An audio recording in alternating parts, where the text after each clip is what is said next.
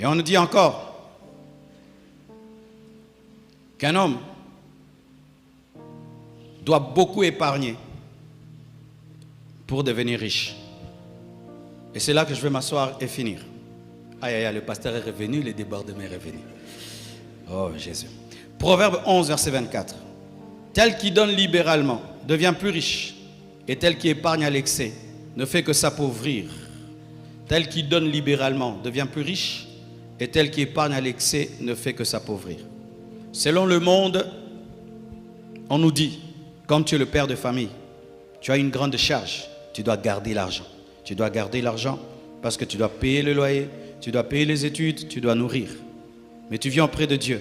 Il te dit que si tu épargnes à l'excès, tu vas t'appauvrir. Mais si tu donnes avec libéralité, tu vas devenir riche. Tu crois quoi?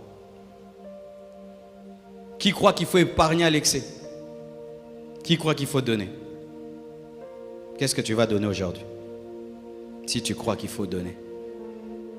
Et c'est là que je vais m'arrêter. Et ces derniers temps, je veux beaucoup enseigner à l'église sur le donner. Dieu m'a dit, tu dois enseigner sur le donner.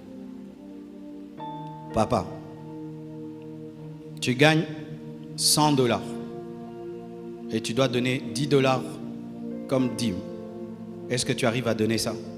Ou tu te dis, mais c'est déjà peu. C'est déjà peu. Et tu penses que si tu bouffes les 10, ça sera beaucoup.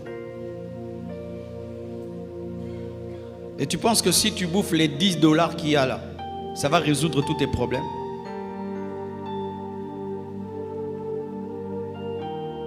Est-ce que tu as la pensée de la libéralité?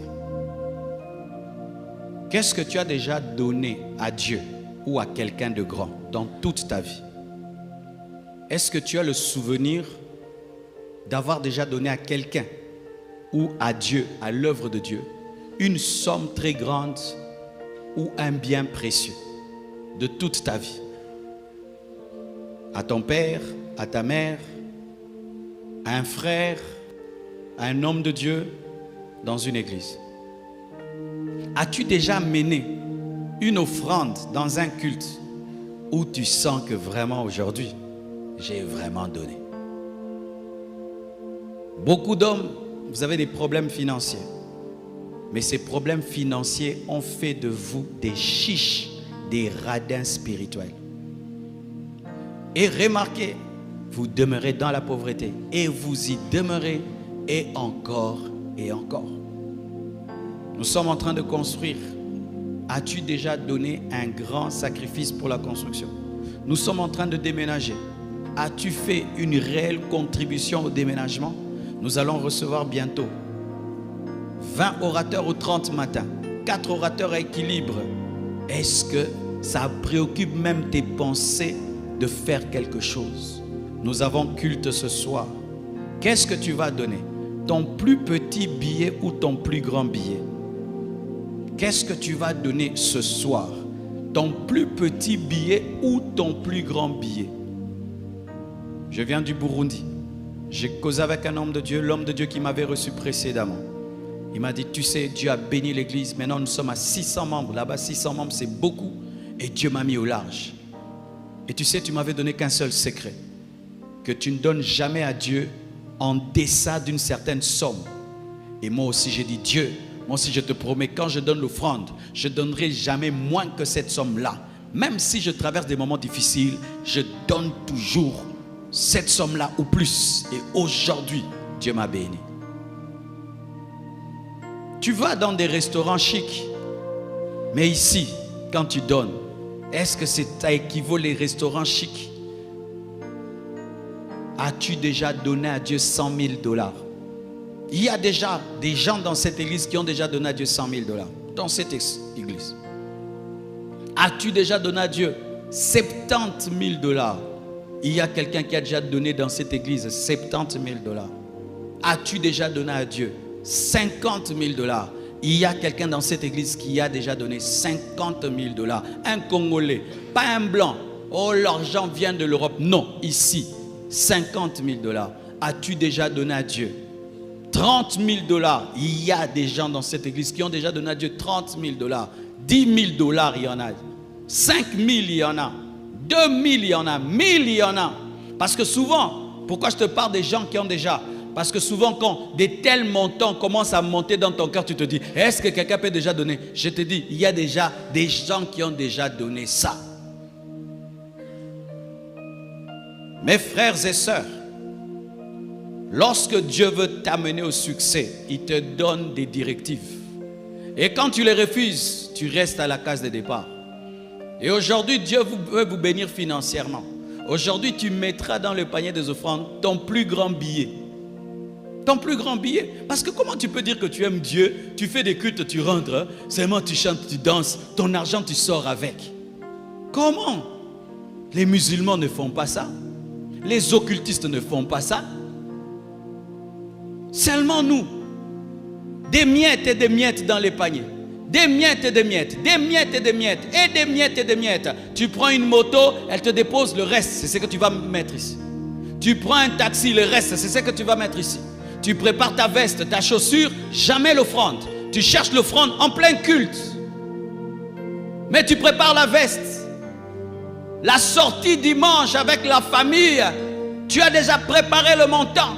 La sortie au restaurant après le culte, tu as déjà le montant. Mais le montant que tu vas donner, non. Si seulement quand tu vas mettre la main dans la poche, ce que tu tiendras là, c'est ce que tu donneras.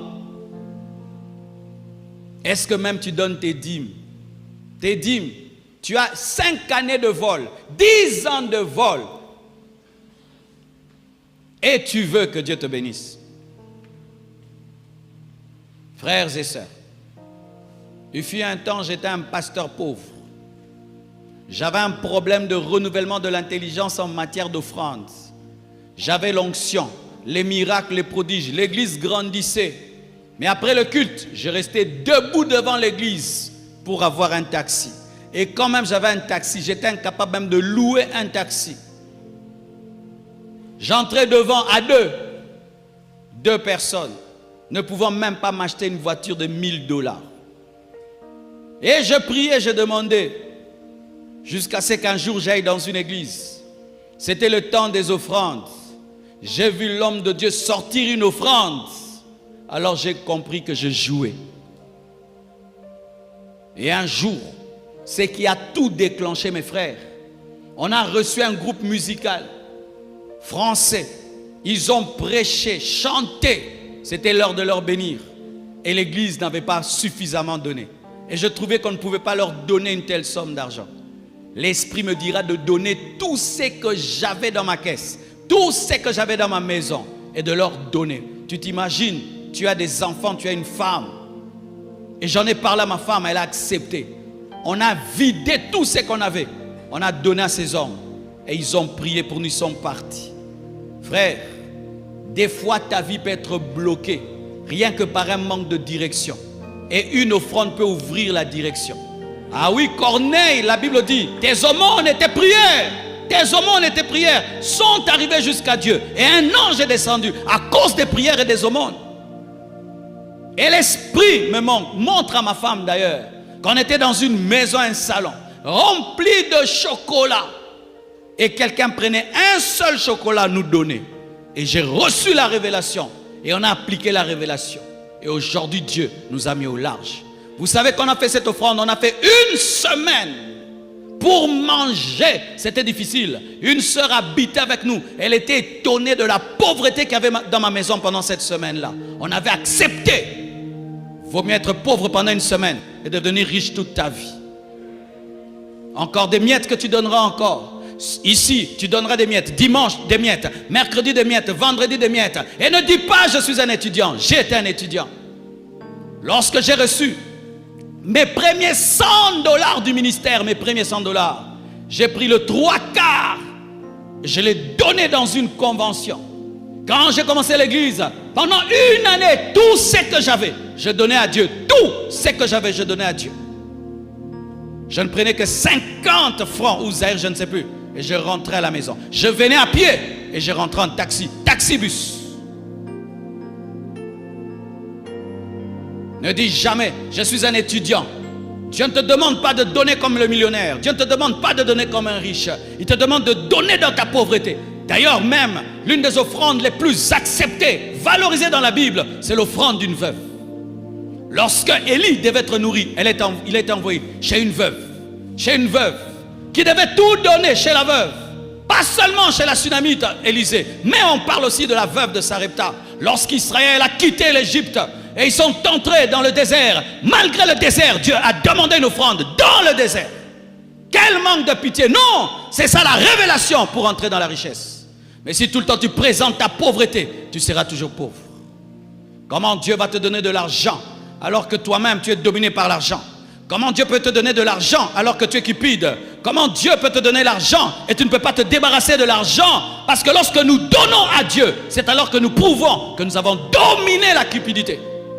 Lorsque tu peux prendre une voiture, tu donnes, Dieu voit que la voiture ne te dit rien. Lorsque tu peux te donner une maison, Dieu voit que la maison ne te dit rien. Lorsque tu peux prendre une somme d'argent, Dieu voit que l'argent ne te dit rien. Ne dis jamais que toi tu n'aimes pas l'argent si tu ne donnes pas l'argent. Ne dis jamais ça. Des gens qui aiment critiquer. Oh, les hommes de Dieu, toi-même tu ne donnes pas, tu es un cupide. Prouve-moi ton manque de cupidité en donnant à Dieu des choses qui te font mal. Tu as demandé le travail à Dieu, il t'a donné. Qu'est-ce que toi tu lui donnes? Tu as demandé des bénédictions à Dieu, il te les a données. Qu'est-ce que tu donnes? Toute ta vie, ce n'est que de l'ingratitude. Toute ta vie, ce n'est que du vol. Et c'est que je prêche. Je ne le prêche pas pour la fin de la convention. Oh, il dit ça et puis on va donner, c'est fini. Non, fais-en un principe de ta vie. Un principe de ta vie. Pendant que je suis venu dans ce culte, je suis venu avec cette offrande-là. Et je le fais. Je le fais au premier culte, au deuxième, au troisième. Frères, sœurs, sinon, vous aurez des bénédictions dans les autres domaines. Mais pour ce qui est des finances, l'argent ne va pas vous respecter. L'argent ne va pas t'honorer. Dieu ne va pas te donner ça parce que tu adores ça. Tu adores ça. Dieu te demande 10 $. Tu n'arrives pas à donner. Et tu es même en colère pour 10 $. Maintenant, Dieu va te donner des millions. Il te dit, donne-moi le 10 $ que tu as là. Tu es fâché. Et puis tu veux que Dieu te donne 1000 $. Comment il peut te donner 1000 $? Comment il peut te donner 1000 $? Dieu te testera. Il te dit, donne-moi 10 $. Tu donnes. Ok. Il commence à te donner des 100 $. Et puis un jour, il dit, donne-moi 100 $. Tu donnes. Ok. Il commence à te donner 1000 $. Et puis un jour, il dit, donne-moi 1000 $. Tu donnes. Ah, ok. Il commence à te donner 5000 $. Il vient, donne-moi 5000. Tu donnes. Ah, il commence à te donner 10 000. C'est comme ça que les gens avancent dans la vie. Sinon, vous allez chanter, adorer. L'argent, ça va être un mystère dans vos vies. Vous allez commencer à taxer les autres. Il est occultiste, il est magicien. Il n'est pas occultiste, il n'est pas magicien. Là où toi, tu ne donnes pas à Dieu, lui donne à Dieu. Lui donne à Dieu. Et je t'assure, l'argent, ce n'est pas que des billets.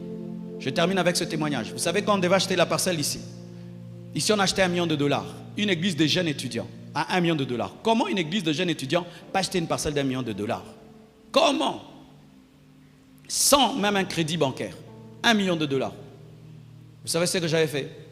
J'avais écrit le montant à droite, 1 million. Et ce qu'il y avait dans la caisse. Quand on avait 200, j'écris 200. Quand on a 300, j'écris 300. Quand on écrit 400, 400. Et vous savez, à force de mettre le montant qu'on avait à côté du montant qu'on devait avoir, $1 million n'était plus rien pour moi. Des fois, je confondais que c'était 100 000. Et à force, ce n'était plus pour moi un grand montant. Et quand j'ai cru qu'on pouvait avoir, on a eu. Tu vois la somme là qui te terrorise, tu ne l'auras jamais. Elle t'effraie déjà, comment tu peux l'avoir? Dieu ne peut pas te donner une somme qui t'effraie. Il faut que tu la trouves normale. $1 million pour moi c'est normal. Ah oui, tu me mets $1 million, je ne veux même pas transpirer. Je ne veux même pas trembler. Je ne veux même pas trouver que c'est grave. Parce que dans mon esprit, c'est un petit montant. C'est lorsqu'une chose devient petite que Dieu te la donne. Mais si elle est effrayante, tu ne l'auras pas. Parce que tu peux abandonner Dieu pour ça.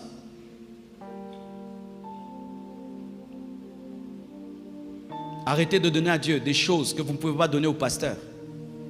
Frère, l'offrande que tu as préparée là, tu peux me donner ça?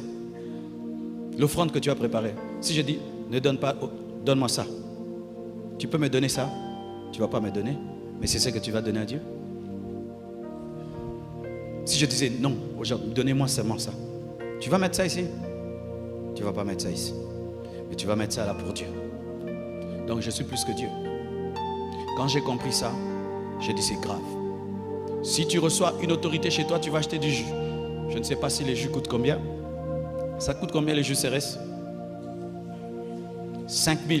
Si je viens chez toi, tu vas acheter le jus CRS. Mais tu ne peux pas prendre une offrande de 5 000 donnée à Dieu. Vous voyez des petites choses comme ça. C'est pourquoi l'argent, beaucoup de chrétiens sont pauvres. Sont pauvres. Et quand j'ai rencontré des chrétiens qui pour eux les voitures, beaucoup d'argent c'était rien, je me suis rendu compte qu'il y a des hommes qui existent sur cette terre qui peuvent se défaire d'une chose parce que Dieu a parlé. Qui peuvent te donner une somme d'argent. Dernièrement, une femme vient de très loin. Elle m'a donné beaucoup d'argent. Elle dit, elle a quitté l'Europe. Elle dit, Dieu m'a dit de te donner. Quand je reçois, Dieu m'a dit, tu vois dans cet argent que tu as reçu, il y a tel homme de Dieu qui a besoin d'une voiture. Toi, si tu prends, tu lui donnes qu'il achète la voiture. Je l'appelle, je lui donne. Et puis Dieu m'a dit, j'aime ton cœur. Vie chrétienne, ça ne s'arrête pas à danser, chanter. Non. Vous avez des grands projets. Si tu crois que ce grand projet va arriver, pourquoi tu ne donnes pas l'offrande de ce qui arrivera? Seigneur, je crois que tu feras de moi ceci en signe de foi. Je fais cela. Salomon, on dit qu'il était riche. Mais voyez l'offrande qu'il a donnée. David, les offrandes qu'il donnait à Dieu. Comment des fois nous pouvons être nombreux comme ça? Quand le diacre donne les comptabilités des offrandes, on croirait une église de 500 personnes. Pourquoi? Parce que les gens laissent des miettes. Quand on compte l'argent derrière là-bas, il faut voir comment plein de 500 francs, plein de 500 francs, plein de 500 francs. Le temps des offrandes n'est plus un temps d'adoration. C'est devenu un temps de mépriser Dieu, d'offenser Dieu. Comment Dieu t'a béni comme il t'a béni? Tu donnes l'offrande comme un étudiant. Un étudiant donne même mieux que toi. Ta femme donne même l'argent plus que toi. Alors que c'est toi qui lui donnes l'argent, mais ta femme, elle donne à Dieu plus que toi.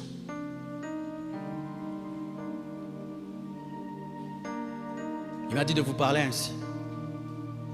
Parce que si vous ne brisez pas votre manière de réfléchir sur l'argent, alors vous n'entrerez pas dans le projet de bénédiction de richesse. On va nous apporter les paniers d'offrande. Aujourd'hui, j'aimerais que tu donnes comme jamais tu n'as donné. Que tu donnes le plus grand billet que tu as. Et si tu n'as que des petits billets, tu donnes beaucoup aujourd'hui. Que ce soit un test et une manière de faire que tu vas continuer toute ta vie. Et tu reviendras me dire, pasteur, depuis ce jour-là, le Seigneur a commencé à me bénir. Et je sais ce que je dis. Alléluia.